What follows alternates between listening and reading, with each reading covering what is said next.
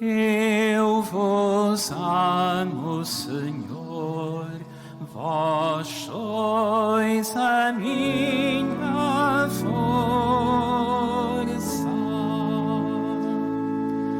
Eu vos amo, Senhor, minha força, minha fortaleza, meu refúgio e meu libertador. Meu Deus, auxílio em que ponho a minha confiança, meu protetor, minha defesa e meu salvador. Eu vos amo, Senhor, vós sois a minha força.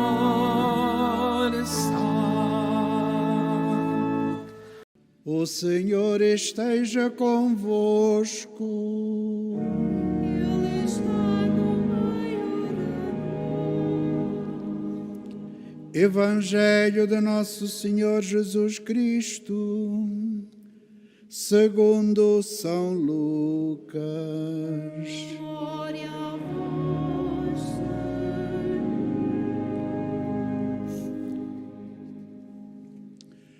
Naquele tempo, Jesus foi a Nazaré, onde se tinha criado. Segundo o seu costume, entrou na sinagoga a um sábado e levantou-se para fazer a leitura. Entregaram-lhe o livro do profeta Isaías e, ao abrir o livro, encontrou a passagem em que estava escrito: O Espírito do Senhor está sobre mim, porque Ele me ungiu para anunciar a boa nova aos pobres. Ele me enviou a proclamar a redenção aos cativos e a vista aos cegos, a restituir a liberdade aos oprimidos, a proclamar um ano de graça do Senhor. Depois, enrolou o livro, entregou-o ao ajudante e sentou-se. Estavam fixos em Jesus os olhos de toda a sinagoga. Começou então a dizer-lhes: Cumpriu-se hoje mesmo esta passagem da Escritura que acabais de ouvir. Palavra da salvação. Glória a vós, Senhor.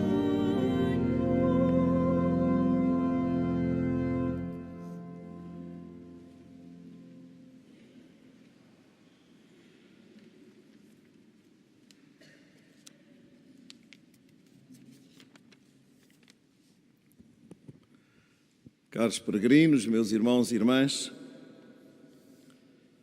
estamos a viver o Ano Santo, no qual somos convidados a assumir a nossa vocação de peregrinos de esperança.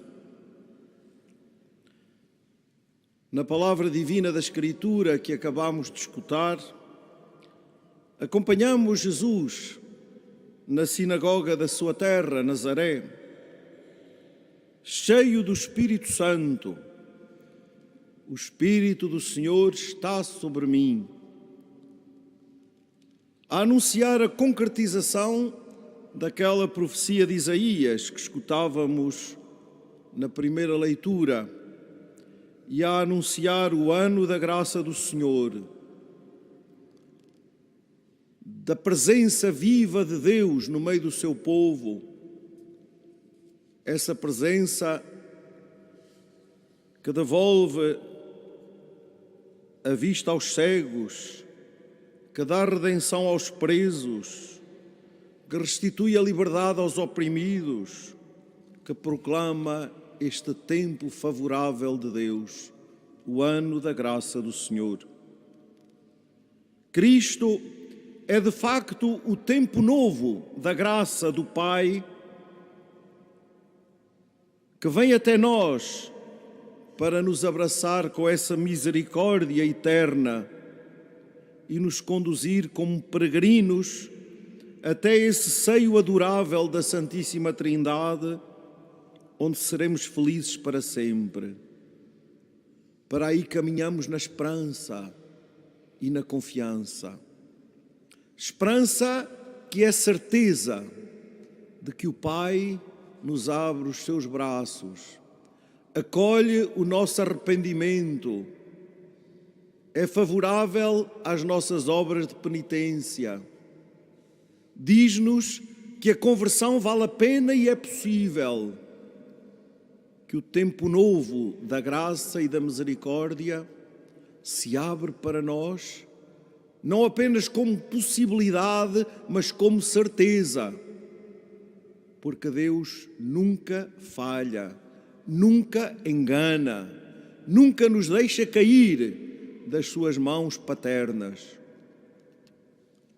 A graça deste ano santo conduz-nos a esta certeza de sermos amados e queridos por Deus, na novidade do seu amor, na graça da sua ternura e da sua misericórdia, que nos devolve a paz, a confiança e nos permite a alegria do encontro. Como o Papa Francisco nos diz na bula, a esperança não engana, da proclamação deste jubileu, diz ele que é o Espírito Santo, com a sua presença perene no caminho da Igreja, que irradia em nós a luz da esperança. Mantém-na acesa como uma tocha que nunca se apaga, para dar apoio e vigor à nossa vida.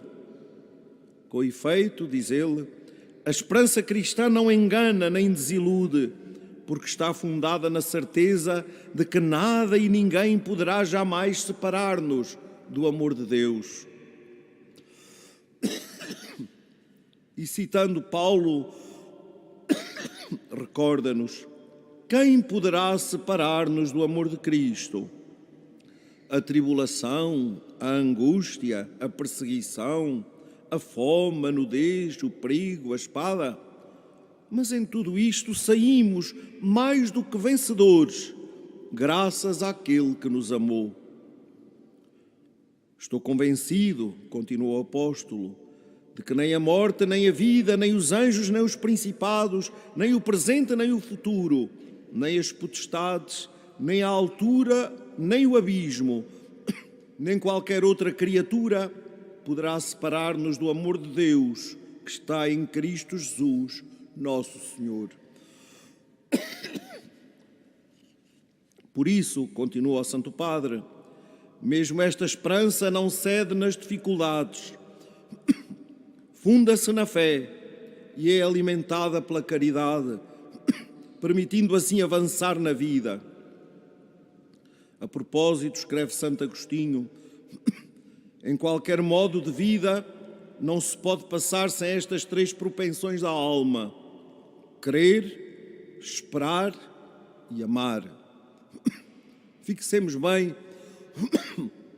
estas três propensões da alma, como lhe chama Santo Agostinho: crer, esperar e amar. São, no fundo, as três virtudes que sustentam a nossa vida cristã: a fé, a esperança e a caridade. Para alcançarmos esta graça de crer, esperar e amar,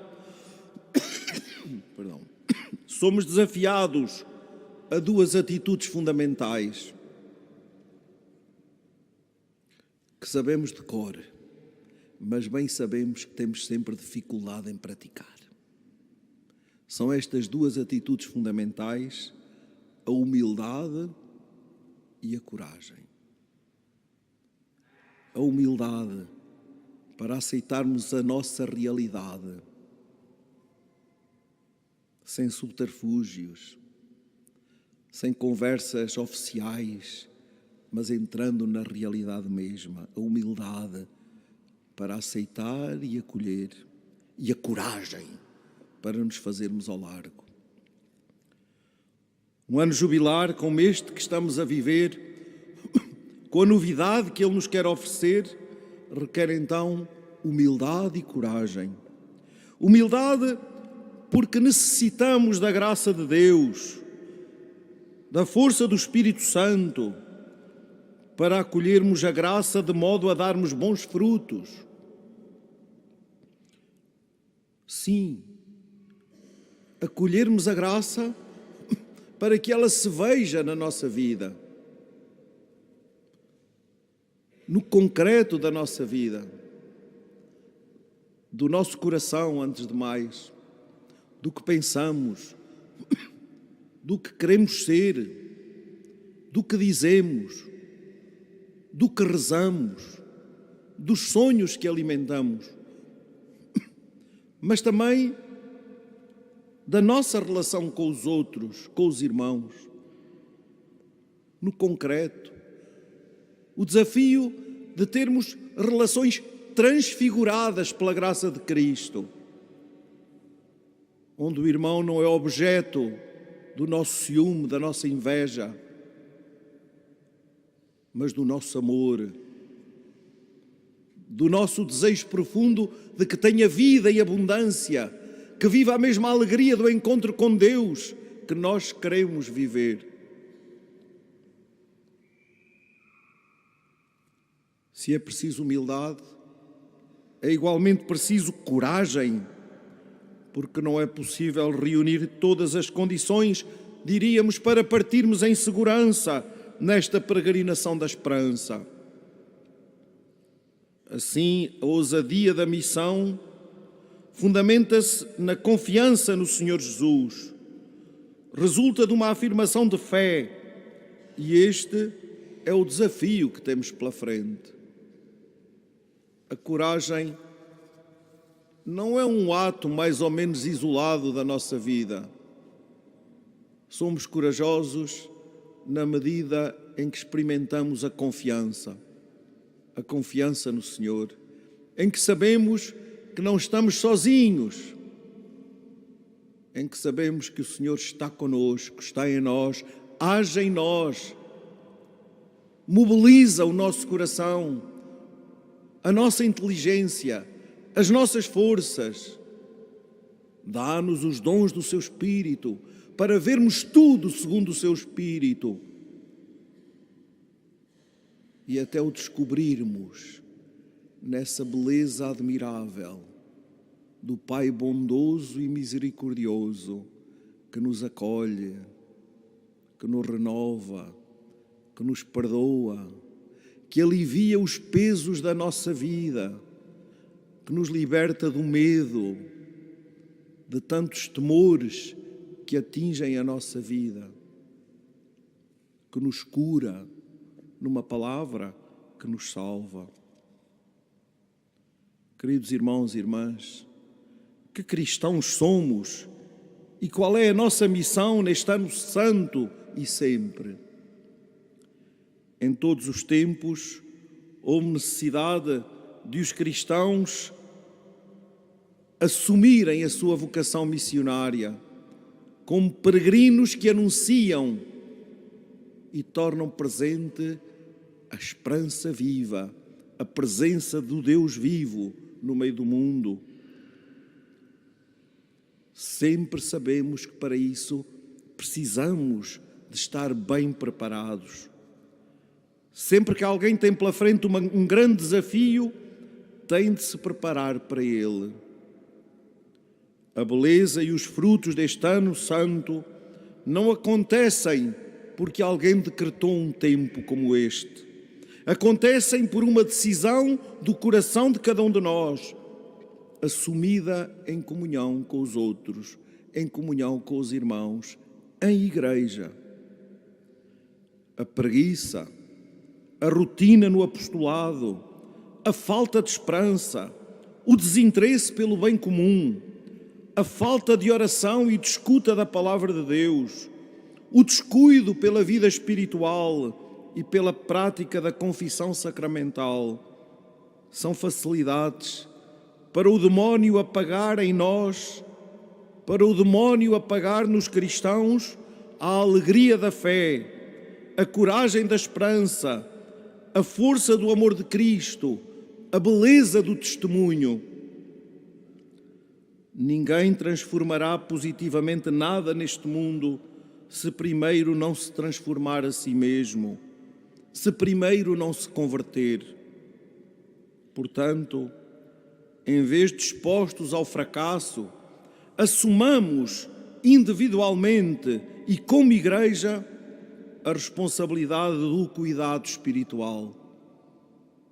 Só assim, apesar de tantas vezes nos sentirmos frágeis, seremos cristãos com alma grande e teremos condições para assumir a vida como uma missão. Seremos então capazes de, na fidelidade a Cristo e ao seu Evangelho, nos tornarmos construtores de paz e nos assumirmos como peregrinos de esperança, da feliz esperança. Queridos irmãos e irmãs, ânimo, força, coragem, determinação. Sim, para crer, esperar e amar neste ano de graça que estamos a viver. Que Nossa Senhora de Fátima, Mãe da Santa Esperança, e os santos pastorinhos que aqui veneramos nesta Basílica nos acompanhem, estimulem e ajudem na vivência fecunda da graça e do dom deste jubileu.